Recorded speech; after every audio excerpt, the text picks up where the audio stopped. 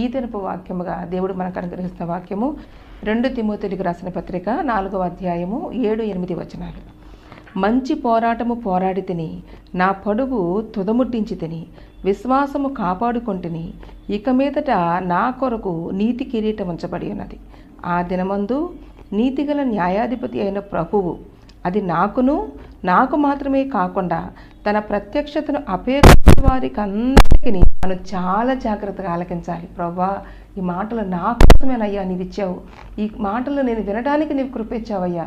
యేసు నామములో ప్రార్థించే భాగ్యాన్ని నాకు ఇచ్చావు ప్రభువా అని మనము నిండు హృదయంతో కృతజ్ఞతార్పణతో మనము టీవీ ముందు కూర్చుని దేవుని వాక్యం వింటున్నప్పుడు నిజంగా దేవుడు మీతోనే మాట్లాడుతున్నాడు. ఈ మాటలు అపోస్తలుడైన పౌలు గారు చెప్తున్నారు.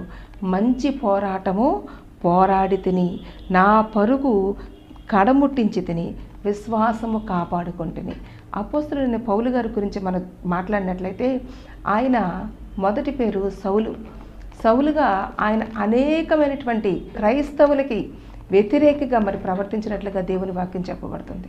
అందుకే అపోస్తలుడైన పౌలు గారు తనగా తాను ఒప్పుకున్న మాట ఏంటంటే, పూర్వమని అని హింసకుడను, హానికరను, దోషకుడను అని చెప్పి తాను ఏ పనులు చేశాడో అవన్నీ కూడా ఆయన చెబుతున్నాడు. అప్పుడు యేసుప్రభు వారు ఆయనను దర్శించినప్పుడు ఆయన యేసుప్రభు వారు అంటున్నారు, సౌలా సౌలా నన్నేల హింసించెదవు, చాలించు అనే స్వరము. ఆ స్వరం ఎప్పుడైతే మరి దేవాది దేవుని స్వరము సౌలు గారు విన్నారో అప్పుడు ఆయన పాపపు పొరలు కంటికి ఏమన్నాయండి, ఆయన కంటికి పాపపు పొరలు మరి ఊడి కింద పడినట్లుగా దేవుని వాక్యం చెప్పబడుతుంది.